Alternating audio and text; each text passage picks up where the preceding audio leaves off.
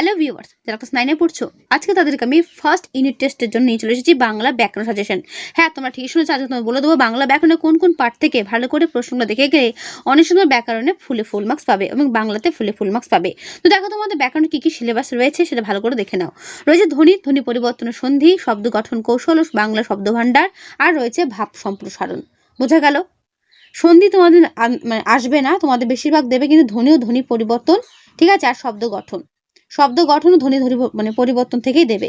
আর এদিকে রয়েছে ধাতু প্রত্যয় এবং ভাব সম্প্রসারণ, দুটোই হবে, ঠিক আছে, যেগুলো ওই আমাদের ধ্বনি পরিবর্তন ও শব্দ গঠনের মধ্যেই পেয়ে যাবো ধাতু প্রত্যয়গুলো।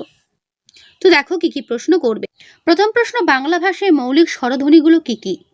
সংবৃত স্বর কাকে বলে? কোন মৌলিক স্বরধ্বনিটির লিখিত রূপ বাংলায় নেই? ইম্পর্টেন্ট প্রশ্ন করবে। যৌগিক স্বর কাকে বলে? উদাহরণ দাও। যে প্রশ্নগুলো তোমাদের সামনে আমি তুলে ধরছি ব্যাকরণ থেকে, সেগুলো ভালো করে করবে। কখন একটি স্বরকে অনুনাসিক স্বর বলা হয়? ঠিক আছে। একটি অঘোষ ও অল্পপ্রাণ ধ্বনির উদাহরণ দাও। উষ্ণ ধ্বনি কাকে বলে? উদাহরণ দাও। উদাহরণ দেখে পড়বে, দেখবে প্রত্যেকটা তোমাদের মনে থাকবে। লকে পার্শ্বিক ধ্বনি বলা হয় কেন? ঠিক আছে। গামোছা থেকে গামছা শব্দটি এসেছে, এরকম ধ্বনি পরিবর্তনের কারণ কি? স্বরভক্তি কাকে বলে? স্বরভক্তি কথাটির অর্থ কি? স্বরভক্তিকে বিপ্রকর্ষ বলা হয় কেন? পশ্চিমবঙ্গে চলতি ভাষা অর্থাৎ রাঢ়ী ভাষার উচ্চারণে ধ্বনি পরিবর্তনে কোন রীতিটির অধিক প্রাধান্য লক্ষিত হয়? প্লুতস্বর কাকে বলে? সমীভবন কাকে বলে? ভালো করে করবে। সমীভবনের প্রতিশব্দগুলো কি? আন্নাকালী শব্দটি কিভাবে এসেছে? বিষমী ভবন বলতে কি বোঝো? শতনাসিক্যী ভবন কি? করবে। অপিনিহিতি শব্দের অর্থ কি? যৌগিক স্বরধ্বনি অন্য নাম কি? আশ্রয় স্থানভাগী বর্ণ কাদের বলা হয়? এর পুরুত্ব তোমাদের ঠিক এই পর্যন্ত শেষ হলো। সমাক্ষর লোক কাকে বলে? উদাহরণ দিয়ে বুঝিয়ে দাও। জগদম্বা শব্দটিতে কোন দুটি বর্ণের মিলনে সন্ধি হয়েছে? করবে। মৌলিক স্বরধ্বনি কাকে বলে? পড়বে। এরপরে আসো দ্বিতীয় চ্যাপ্টার, শব্দ গঠনের কৌশল ও বাংলা শব্দ ভাণ্ডার। মৌলিক শব্দ বলতে কি বোঝো? মৌলিক শব্দ কত প্রকার ও কি কি? দেখে নাও ভালো করে। তারপর দেখো রয়েছে তৎসম শব্দ বলতে কি বোঝো? উদাহরণ দাও। তদ্ভব শব্দ বলতে কি বোঝো? উদাহরণ দাও। ভালো করে দেখে নাও। এখানে যে উদাহরণগুলো রয়েছে সেগুলো প্রত্যেকটা ভালো করে দেখবে। অর্ধ তৎসম শব্দ বলতে কি বোঝো? উদাহরণ সহ দেখে নাও, ঠিক আছে। আগন্তুক শব্দ বলতে কি বোঝো? এগুলো ভালো করে পড়বে এবং এগুলো কপকার ও কি কি, ঠিক আছে, উদাহরণগুলো মনে রাখার চেষ্টা করবে। মিশ্র বা সংকর শব্দ বলতে কি বোঝো? কোনগুলোকে বলা হয়? উদাহরণগুলো দেখে নাও। একটা বক্সের মধ্যে খুব সুন্দর চার্টের আকারে এগুলো দেওয়া রয়েছে, ভালো করে দেখো, ঠিক আছে। এগুলো দেখলেই বুঝতে পারবে কোনগুলো মিশ্র শব্দ বা সংকর শব্দ, ঠিক আছে, দেখে নাও। উপসর্গ কাকে বলে? বাংলা ভাষায় ব্যবহৃত উপসর্গগুলিকে কি কি ভাগে ভাগ করা হয়? উপসর্গের প্রধান কাজ কি? বাংলা উপসর্গ পাতি ব্যবহৃত হয় কোন অর্থে? গড় এই উপসর্গটি কোন অর্থে ব্যবহৃত হয়? একটি শব্দ গঠন করবে, দেখে নাও। যা প্রশ্ন আমি দিচ্ছি ভালো করে দেখে যাবে, পরীক্ষাতে কমন পাবে। উৎসর্গ অর্থে সুউপসর্গ যোগে একটি শব্দ গঠন করো। অনুসর্গ কাকে বলে? সাধিত ধাতু কয় প্রকার ও কি কি?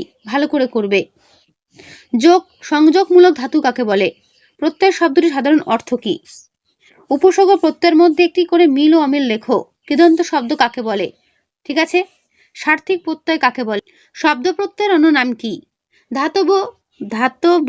ধাতবয়ব প্রত্যয় কাকে বলে? পার্থিব শব্দের ব্যুৎপত্তি লেখো। জগৎ শব্দটির ব্যুৎপত্তি নির্ণয় করো। সংকর শব্দটির অর্থ কি? উদাহরণসহ মিশ্র বা সংকর শব্দের সংজ্ঞা লেখো। তদ্ভব শব্দ বলতে আমরা কি বুঝি? বাংলায় ব্যবহৃত দেশি শব্দগুলো প্রধানত কোন দুটি ভাষা থেকে এসেছে? অনুসর্গের প্রধান কাজটি উল্লেখ করো। অনুসর্গকে অপর কি কি নামে চিহ্নিত করা যায়? একাধিক অনুসর্গ পাশাপাশি বসেছে এমন একটি দৃষ্টান্ত দাও। আগন্তুক বা কৃতঋৎ শব্দ বলতে আমরা কি কি বুঝি? বাংলা শব্দ ভাণ্ডারের কৃতঋণ শব্দ কি অর্থে ব্যবহৃত হয়? দ্রাবিড় গোষ্ঠী থেকে আগত দুটি শব্দের উদাহরণ দাও। অনুসর্গে এরূপ নামকরণের কারণ কি? নাম ধাতু কাকে বলে? উদাহরণ দাও। প্রতিবেশী শব্দ কাকে বলে? উদাহরণ দাও। অনুসর্গের দুটি প্রয়োজনীয়তা উল্লেখ করো। অর্ধ তৎসম শব্দের অপর নাম কি? করবে। এখানে দাগানো প্রত্যেকটা প্রশ্ন ভালো করে দেখে যাবে। এরপর চলে আসো ভাব সম্প্রসারণ। দেখে নাও ভাব সম্প্রসারণ কোনগুলো করবে। তার আগে বলে রাখি ভাব সম্প্রসারণ জিনিসটা কি, ঠিক আছে। ভাব সম্প্রসারণের কথাটির অর্থ হলো ভাবের বিস্তার ঘটানো, অর্থাৎ ভাব সম্প্রসারণের মাধ্যমে কোন রচনার অন্তর্নিহিত যে ব্যঞ্জন না রয়েছে বা রূপ রয়েছে বা ইঙ্গিত রয়েছে, যেটাকে স্পষ্ট করে সাধারণের বোধগম্য সহজ সরল ভাষায় প্রকাশ করা। বোঝা গেল? অর্থাৎ তোমাকে ভাবটাকে সহজ সরল ভাষায় প্রকাশ করে বড় করে লিখতে হবে। ছোট ছোট লাইন দেওয়া থাকবে, সেটা কবিতার লাইন হতে পারে বা গল্পের লাইন হতে পারে। সেই লাইনটার মধ্যে কি অন্তর্নিহিত মানে সেটা তোমাকে বিস্তারিতভাবে সহজ সরল ভাষায় লিখতে হবে।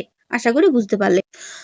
দেখো, ছোট বালুকার কণা বিন্দু বিন্দু জল, গড়ি তোলে মহাদেশ সাগর ও অতল। তো এর ভাব সম্প্রসারণ এখানে কিভাবে লিখেছে বুঝতে পারছো? আমি তোমাদের প্রত্যেকটা উত্তর দিয়ে দেব, চিন্তার কোনো কারণ নেই।